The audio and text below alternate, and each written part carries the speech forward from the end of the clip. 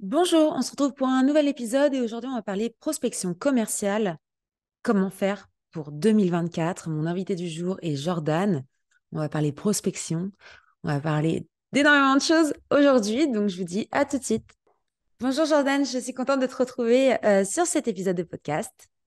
Bonjour Eva, comment tu vas? Ben écoute, ça va. Contente de pouvoir parler prospection. Je me suis dit que c'était sympa de clôturer l'année 2023 pour parler prospection, pour essayer de motiver les troupes là en 2024 et se dire, OK, c'est une nouvelle année, donc il y a des nouveaux objectifs commerciaux, donc il y a des choses à mettre en place. Est-ce que tu veux te présenter un petit peu, dire qui tu es, qu'est-ce que tu fais, Jordan? Oui, bien sûr. Alors, du coup, je suis Jordan, comme vous l'aurez compris. Je suis gérant de la société Evolnet.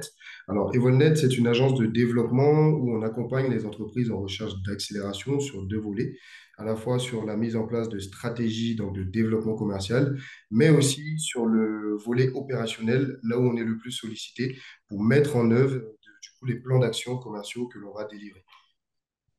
Donc ton cœur de métier, c'est vraiment tout dans la négoce, négocier, mettre en place des stratégies, tout ça, tout ça. C'est ça, avec vraiment une spécialisation sur le sujet du jour, sur la partie prospection, parce que c'est là où généralement les personnes se grattent un peu plus la tête. C'est vrai qu'on remarque souvent plus de personnes qui n'aiment pas la prospection comparé à celles qui l'aiment. Mais pourtant c'est effectivement essentiel pour le développement d'un business, hein, simplement. C'est sûr. Et c'est vrai que toutes les petites entreprises, on va dire de moins de 10 salariés, ou même les auto-entrepreneurs, ils ont du mal à pouvoir avoir des commerciaux finalement parce que budgétivement parlant, c'est compliqué. Donc, c'est toujours bien de pouvoir peut-être externaliser. C'est ce que toi, tu proposes au final aujourd'hui, l'externalisation de la prospection. C'est exactement ça. Alors, je disais tout à l'heure qu'il y a pas mal de personnes qui n'aiment pas la prospection. Moi, c'est pareil, j'aime pas la partie comptable. Donc, j'externalise ma comptabilité, tout simplement. Je la confie à un professionnel. Ben, c'est un peu le même cas de figure qu'on rencontre chez nos clients qui, soit n'ont pas les méthodes, soit les ressources humaines, ou tout simplement n'aiment pas ça Ouais. concernant la partie prospection. Et dans ce cadre-là, ils font appel à Evonet pour pouvoir dérouler leur stratégie comme il le faut. Ouais, c'est ce que je disais dans un autre épisode avec une nana, c'est que malheureusement, quand tu es même à ton compte, tu es obligé d'avoir énormément de casquettes et que parfois, en fait, c'est plus rentable parce que il y a des choses, il faut accepter, il y a des choses où tu es moins bon. Et je trouve que c'est important de se concentrer vraiment sur son cœur de métier, sur ce qu'on sait faire et de laisser faire d'autres professionnels sur certaines choses. Là, tu prends l'exemple de comptabilité, mais tu as aussi l'exemple de, bah, pour toute la partie design, il y en a, ils vont être là sur Canva en train d'essayer de faire des visuels, alors qu'en fait, gars, arrête, prends un designer à plein temps et puis ça sera beaucoup plus simple, quoi. Donc j'entends, ouais, j'entends. Et donc, voilà, vous avez des méthodes secrètes, opérationnelles pour faire la prospection. Est-ce qu'il y aurait des astuces à donner à ceux qui aiment bien ça et qui ont envie de se Euh, lancer? je dirais effectivement, bon, il y a toujours une part de mystère, de secret, mais en termes de prospection, il n'y a pas réellement de secret. Moi, si je devrais donner aujourd'hui une seule astuce, qui va se résumer en 5 points, vous allez le comprendre, c'est vraiment en termes de prospection, pour moins l'appréhender et surtout pour être efficace dans sa prospection commerciale, il faut la structurer. Mm. Et pour structurer sa prospection commerciale, aujourd'hui, moi, je note 5 grandes étapes euh, où je vais effectivement rentrer dans le détail sur les 5 étapes. Mais de façon sommaire comme ça, c'est simplement définir un objectif. Ça, c'est l'étape vraiment numéro un. Ensuite, connaître sa cible. C'est l'étape numéro 2, très important. Derrière ça va venir le fait de sélectionner les canaux pertinents. Ouais. Une fois qu'on a sélectionné les bons canaux, définir un schéma de prospection, grosso modo un scénario. Qu'est-ce que je vais faire après l'étape un? Qu'est-ce que je vais faire après l'étape 2? Et puis, la dernière étape de cette structuration, c'est effectivement de tout centraliser dans un CRM. Alors, je sais qu'il y a pas mal de personnes qui sont attachées, amoureux de Excel et qui l'utilisent comme étant un CRM. Euh, pour définition, hein, le CRM, c'est vraiment ce que d'autres appellent le GRC. C'est l'outil de centralisation des informations commerciales, grosso modo. Et aujourd'hui, il existe énormément de CRM sur le marché. Il ne faut pas s'en priver. Il faut Mm. utiliser un CRM pour faire sa partie projet, sa partie commerciale. Sinon, on s'y perd. Ouais, on s'y perd et puis on s'en sort plus finalement. Et j'ai eu la preuve, hein, franchement, pour avoir fait des intégrations web, des sites internet pour certaines PME. Quand on leur dit, bah, du coup, je relie à quel CRM vos emails entrants quoi, dans vos pages de contact, contact form, etc. Je dis, bah, on sait pas, c'est quoi un CRM? Tu es là, t'as 30 ans, l'entreprise, elle a 30 ans, ça veut dire que tu as 30 ans de contact dans un Excel. Et à chaque fois, je me dis, mais c'est pas possible. Mais malheureusement, il y en a encore énormément aujourd'hui et ils se rendent pas compte le pouvoir de même de l'automation. C'est-à-dire que tu as un CRM, tu automatises tes entrées contacts, que ce soit par mail, par tous les autres moyens. Aujourd'hui, tu as même l'intelligence artificielle qui peut te faire ça à ta place. Et Oula, oula, oula, doucement, Eva, doucement. doucement, doucement, doucement. Mais c'est que tu as quand même des outils aujourd'hui qui te permettent Oui, non, quand même c'est de, de faire les choses correctement, même de Tu as, relancer les clients. effectivement plein d'outils aujourd'hui. Je dirais il y a deux types de prospection aujourd'hui, hein, quand on parle de prospection. Il y a la prospection traditionnelle et il y a la prospection, je dirais, de nos jours, donc que je vais résumer par la prospection digitale. Mm. Alors, pour revenir un peu, donc un petit exemple, hein, pour revenir un peu sur mon passé avant d'ouvrir Evonet, j'ai évolué, moi, dans des groupes, hein, où j'avais des fonctions commerciales avec donc comme mission principale de mettre en place des stratégies, de développer un portefeuille, du chiffre d'affaires, etc. Alors, ma prospection était plus sur un mode traditionnel. C'est-à-dire que dans ma dernière expérience, je devais faire 25 visites prospects par semaine et ça avec mon véhicule. Mm. Donc, généralement, hein, ça se concrétise par ce qu'on appelle dans le jargon du lancer de carte de visite, parce que bah, c'est très difficile d'obtenir des coordonnées, tu te déplaces, tu dois gérer tes tournées, enfin bref, il y avait moyen vraiment d'optimiser tout ça. D'où la création d'Evolnet aujourd'hui, hein, avec mon associé Brian, qui lui aussi a évolué sur des fonctions commerciales. On a fait le même constat. On s'est rendu compte que bah, la prospection traditionnelle était, je dirais, très, très, très chronophage et portait pas spécialement bien ses fruits, d'autant plus qu'on n'avait pas la capacité de pouvoir la mesurer. Donc aujourd'hui, en fait, on a simplement créé Evonet pour répondre à toutes ces problématiques et surtout utiliser les leviers digitaux pour structurer sa prospection. Comme je parlais de structuration tout à l'heure, effectivement, ça tombe bien. Mm. Non, mais Aujourd'hui, on c'est utilise... important. excuse-moi, vas-y. Non, si je dis c'est important d'utiliser le digital aujourd'hui pour prospecter. Mm. Tu parlais d'automation, tu parlais d'outils, etc. Ça fait partie intégrante, hein, de la Mm. prospection digitale Oui. parce que c'est ce qui va te permettre de gagner énormément de temps sur ton approche si c'est bien rodé, Mm. effectivement. Et du coup, je Euh, t'ai coupé dans tes 5 étapes. Donc, on était parti sur la bonne cible, c'est ça. les bons Alors, canaux, le bon CRM. Et du coup, il en manque c'est deux. ça. Je vais les reprendre, hein, simplement, je vais les reprendre une à une parce que j'ai cité les cinq, mais c'est vrai qu'elles se sont un peu perdues dans toutes les informations que j'ai pu donner. Donc, l'étape numéro une aujourd'hui pour structurer sa prospection, c'est vraiment de définir un objectif.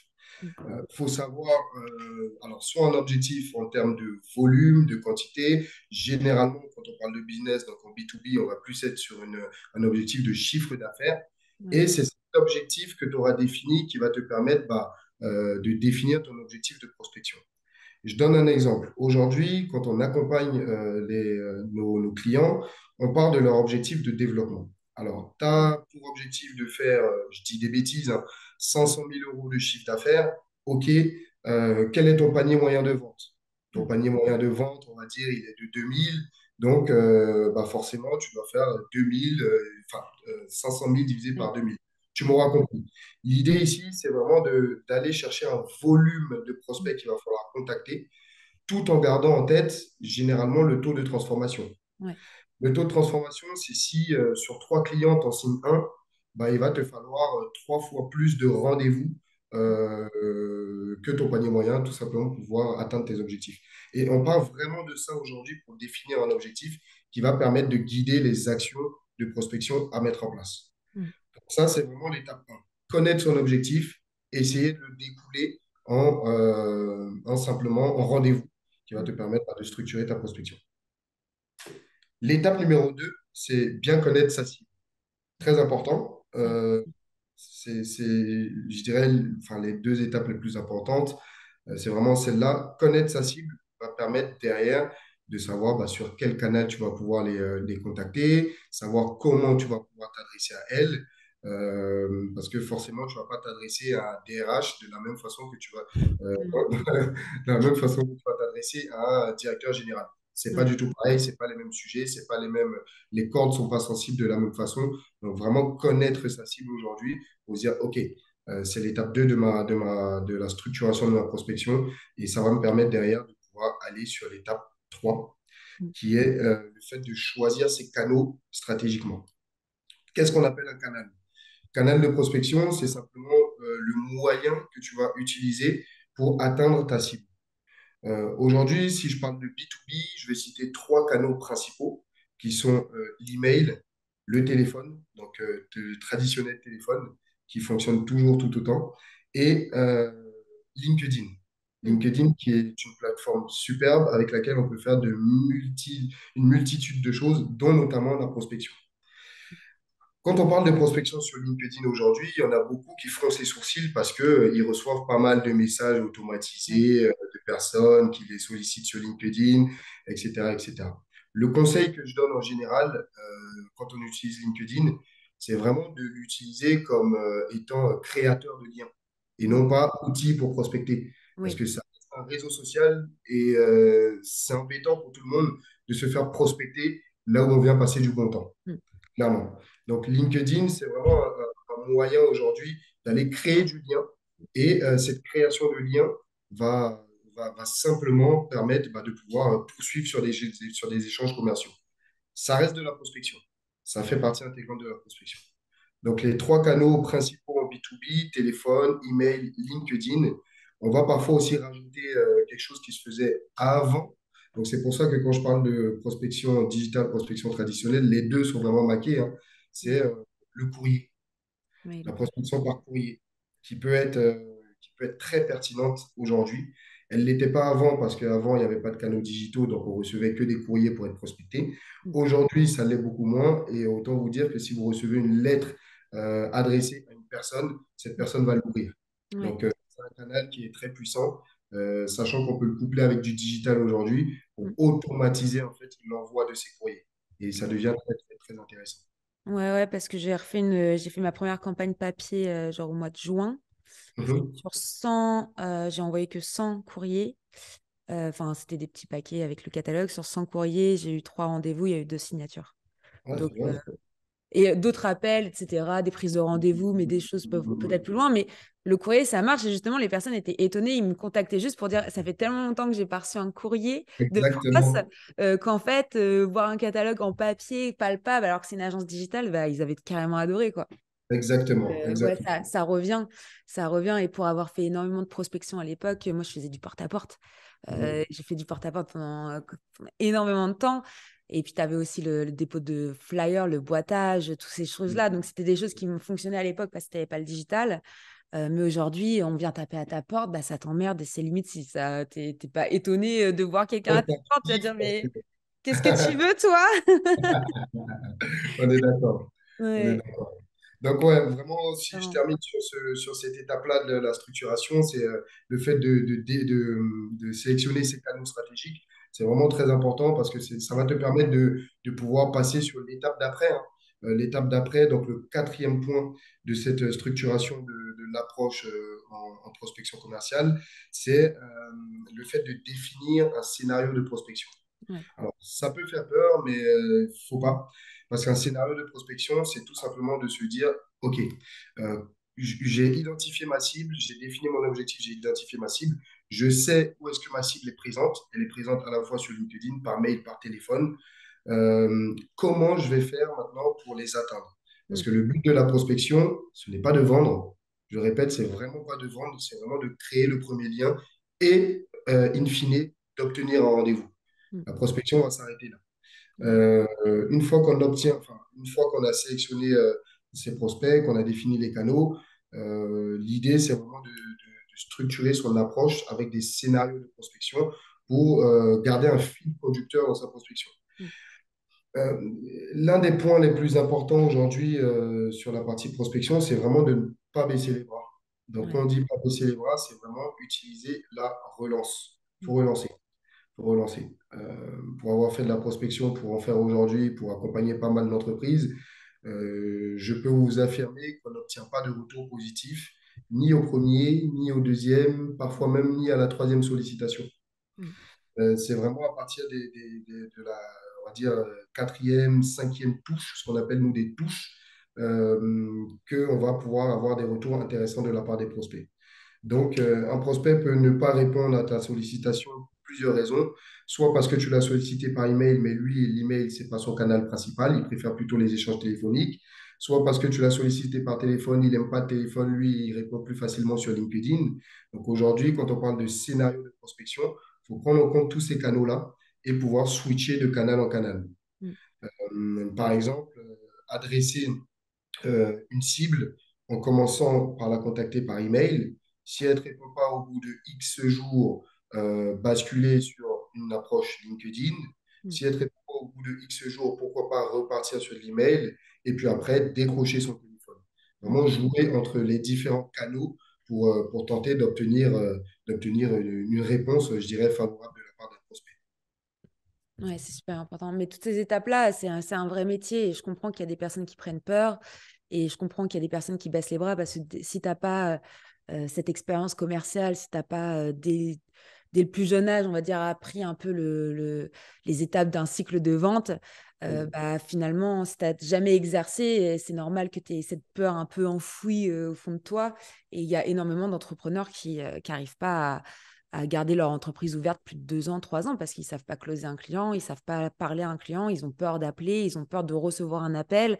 Et j'ai tellement eu de freelances comme ça, dans ce cas-là, surtout des freelances dans le web ou dans le design, tu vois. Bon, après, toi, tu es sur d'autres typologies de clients, mais ces personnes-là, c'est vraiment une peur qu'elles ont en eux. C'est limite, elles veulent être à leur compte, mais elles ont tellement peur d'avoir le client en face d'eux. C'est problématique, quoi. C'est problématique. Ouais, c'est ça, c'est ce qu'on disait, effectivement, c'est un métier, hein. Mm. Aujourd'hui, quand tu crées une entreprise, tu es amené à faire du développement commercial. Ouais. Sauf que quand tu es expert dans ton métier, et bah, tu peux pas être expert partout, en fait. Ouais. Si tu es bon pour l'idée que tu as eue de créer ta boîte, voilà, moi je vais vendre des escaliers, par exemple. Tu es très bon dans ce domaine-là, faire de la conception d'escaliers, mais par contre, aller commercialiser derrière, bah, Mm. ça reste un métier. C'est un peu l'exemple du comptable que je donnais tout à l'heure. Ouais. Donc, d'où la pertinence aujourd'hui bah, d'investir, hein, franchement, dans sa partie commerciale, soit en recrutant, soit en externalisant. Mm. Et c'est là où on va gagner le plus d'efficience possible et c'est là où on va choper les meilleures opportunités pour développer son business. Ça, c'est sûr. Ouais. Et c'est super important parce que même si tu es une entreprise qui est ancrée, tu vois, bah, depuis 15 ans, 20 ans, 30 ans, il y a un moment donné, même le bouche à oreille, aujourd'hui, il suffit plus. Il y a tellement de Mm. concurrence en ligne, il y a tellement de personnes qui font de la publicité, il y a tellement de personnes qui font aussi de la prospection comme ça, externalisée, que tu peux plus juste te reposer sur ta clientèle fidèle. Mm. Comme ils disent, la clientèle, c'est quoi, la clientèle d'or, ou je sais plus comment ils disent Ah, ça, historique, la euh, clientèle historique, tu vois, non, c'est pas possible. C'est pas possible. Tu es non. obligé d'aller chercher de l'acquisition, tu es obligé d'aller Quoi chercher. qu'il en soit, quoi qu'il en soit, aujourd'hui, vraiment, pour faire tourner son business, je dirais, dans un long terme, le bouche à oreille, on va pas se mentir, c'est le meilleur vecteur parce que c'est de la Ouais, recommandation, ça vient seul. Sauf que ça, c'est une métrique que tu ne maîtrises pas. c'est Tu ne vas ça. pas maîtriser qu'est-ce qui va venir à toi. Alors que si tu mènes des campagnes de prospection, Mm. donc tu prospectes en sortant, tu maîtrises. Tu sais qu'à ce moment-là, tu as besoin de plus d'activité, donc tu vas mettre un peu plus de volume commercial, ainsi de suite. Et ça te permet vraiment d'avoir des tendances et de gérer ton business, je dirais, sur la durée. L'entreprise, à mon sens, aujourd'hui, elle pourra s'en sortir pendant un certain temps avec le bouche-à-oreille. Encore une fois, comme c'est une maîtrise que tu ne maîtrises pas, bah, c'est très difficile derrière de pouvoir aller chercher des opportunités toi-même quand on a besoin. Donc, Ouais. d'où l'importance aujourd'hui de prospecter. C'est Mm. important, je dirais, essentiel pour la survie vraiment d'une entreprise. Mm. Totalement, totalement. Et parce que bon, quand tu es une petite structure, même tu vois, des commerçants de 3 4 5 personnes, on n'est pas sur les mêmes vecteurs. Mais quand tu fais de la vente de services, surtout, tu es obligé Mm. d'aller prospecter. Tu vas pas Mhm. prospecter de la même manière quand tu as une boutique e-commerce, que tu as une marque, parce que tu vas aller faire de l'acquisition, tu vas aller faire du GC, tu vas aller faire de la publicité pour que les gens ils cliquent sur un lien pour qu'ils aillent acheter le produit. Mais la vente de service, c'est vrai que c'est un tout autre marché, c'est d'autres stratégies à mettre en place, c'est toute une autre organisation, même en interne. Mhm. Ça a rien à voir.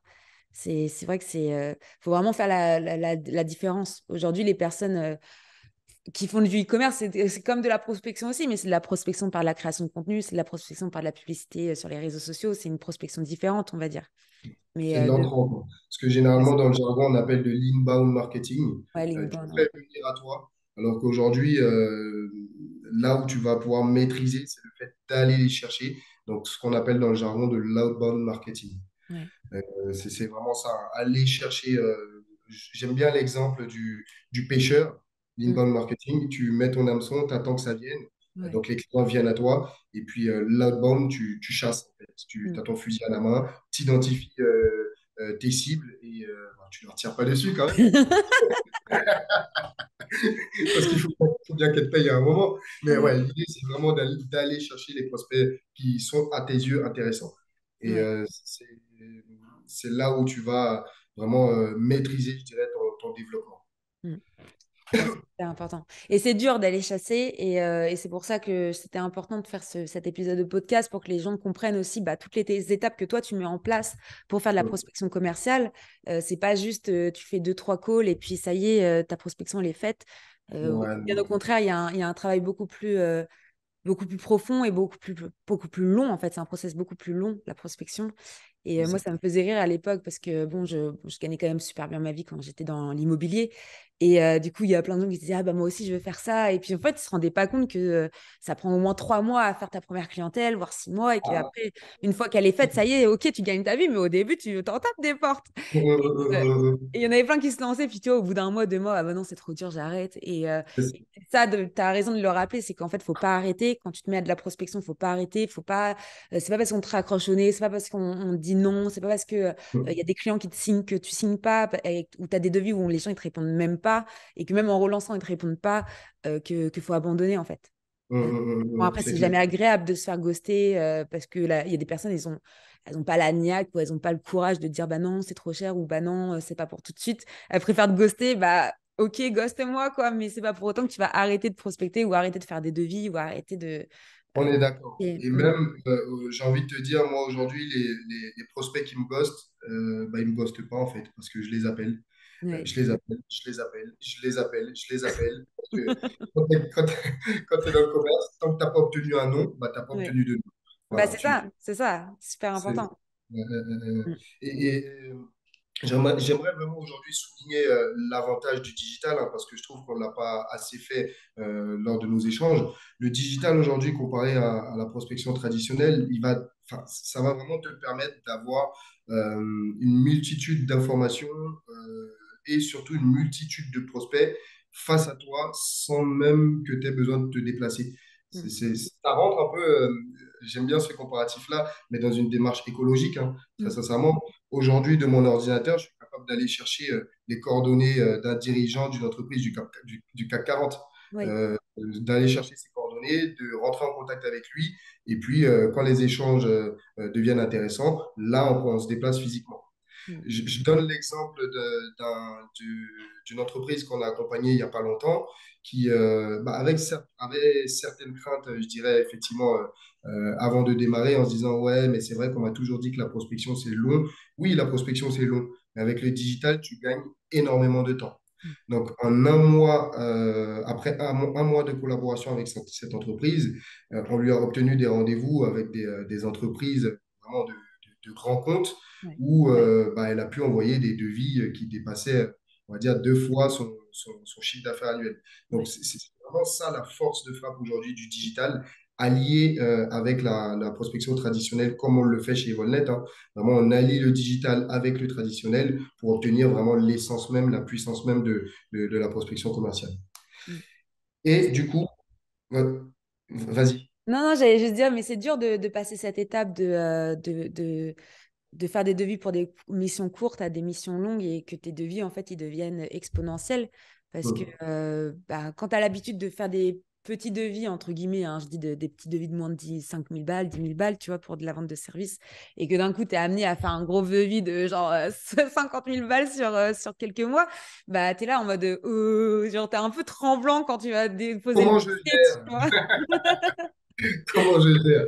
Bah, c'est plutôt des bons problèmes, hein. Moi, je préfère Ouais. effectivement me gratter la tête à savoir comment j'envoie un devis à 150 000 plutôt que, qu'envoyer un devis à 5 000. Ça, c'est clair. Ouais, C'est c'est clair. ça. Mais c'est ça l'expérience de grandir même dans la partie commerciale, tu vois. Et comme tu le dis, c'est avantageux de pouvoir aujourd'hui avoir l'opportunité de répondre à des appels d'offres beaucoup plus évolués grâce à le digital, d'aller contacter directement le CEO, d'aller contacter directement les personnes parce que aujourd'hui on a l'opportunité. À l'époque, il fallait appeler, il fallait avoir la secrétaire qui puis après Ah bon? peut-être allait te répondre, et peut-être Ah, qu'elle allait te... Et en fait, tu elle, passais au moins 15 elle- appels avant elle te d'avoir un donne, les rendez-vous. secrétaires, elle te donne l'info que tu veux une fois sur 100. Ouais, grave, ça dépend de son mood, tu sais, genre, Donc, est-ce qu'il est de bonne il faut humeur? contourner. Il faut contourner. Non, on a pour politique de dire que comment on gagne du temps, c'est Mm, vraiment de rentrer en contact direct avec le décideur. mm. Dans la prospection traditionnelle, tu vas d'abord passer par l'accueil, et puis après X mois, peut-être qu'elle va te donner l'adresse email du décideur. Et puis après avoir obtenu l'adresse email du Ouais, décideur, tu vas lui envoyer un mail, deux mails, trois mails, quatre mails, cinq mails, il ne va jamais te répondre. Donc c'est là, déjà, tu ça. gagnes du temps en utilisant le digital, en allant Mm, chercher les coordonnées directement du décideur. Et puis après, tu mets en place la stratégie qui va te mm, permettre de raccourcir cette création de lien, quoi. En mm. utilisant, comme on le disait tout à l'heure, plusieurs canaux pour prospecter, avec des approches plus ou moins douces, hein, en fonction de l'étape où tu te situes. Mais encore Pas de une fois, pression. ça, c'est effectivement tout un métier. Tout un métier. Et pour terminer, du coup, sur la dernière étape de ma structuration de l'approche commerciale, une fois qu'on a fait tout ça, il faut tout centraliser dans un CRM. Le Mm. plus important. Encore, ouais. Le fait de mettre dans ton CRM va te permettre à toi qui fais du commerce et à ton équipe qui est amenée un jour à faire du commerce, d'avoir la trace de tous les échanges qu'on puisse faire avec ton prospect, savoir si à un moment il était intéressé, s'il ne l'était pas, s'il a répondu à un mail, s'il a cliqué sur un mail. Vraiment, toutes ces infos aujourd'hui, c'est de l'or. C'est ce qui va te permettre de qualifier ta prospection et de te dire, OK, là, je suis sur le bon chemin, je continue plutôt que de jeter des cartes de visite un peu partout sans savoir quand est-ce que ça va tomber. Ouais. Alors, si vous n'avez toujours pas de CRM pour 2024, je vous mets un lien juste en dessous de cet épisode pour que vous puissiez enfin avoir votre CRM. Je vais mettre aussi du coup tous les éléments pour te contacter, hein, Jordan, pour faire appel à ta société, faire appel à toi même pour un rendez-vous de consulting, voilà, Bien pour sûr. voir comment on peut être accompagné pour externaliser sa prospection pour 2024. Et si vous êtes prêt à passer le cap de cette nouvelle année et avoir des nouveaux objectifs, bah, ouais, je pense qu'il faut mettre objectif numéro un, penser à sa prospection et son CRM. Et puis après, penser à la communication digitale parce que c'est quand même beaucoup plus important de faire de l'acquisition directe. Et c'est pour ça que je voulais clôturer cette année avec la prospection commerciale. Bah, merci beaucoup en tout cas, Jordan. Merci Eva. C'était agréable de parler prospection. J'espère qu'on a débloqué des chakras dans la tête de certaines personnes en se disant, bon, allez, c'est parti. Et J'espère, j'espère. Et puis 2024, j'espère que vous allez tous tout déchirer parce que on est dans une. Enfin, c'est pareil pour tous les ans, hein. Mais effectivement, 2024, j'espère que vous serez à la hauteur des objectifs que vous serez fixés, qui est l'étape 1 de la structuration de son approche commerciale. Merci beaucoup en tout cas, Jordan. Merci pour ton Et, invitation, Eva. Merci pour ton énergie. Et puis, je te souhaite une belle fin de journée. À très bientôt. ouais, merci à toi. Au revoir tout le monde. Au Ciao. revoir.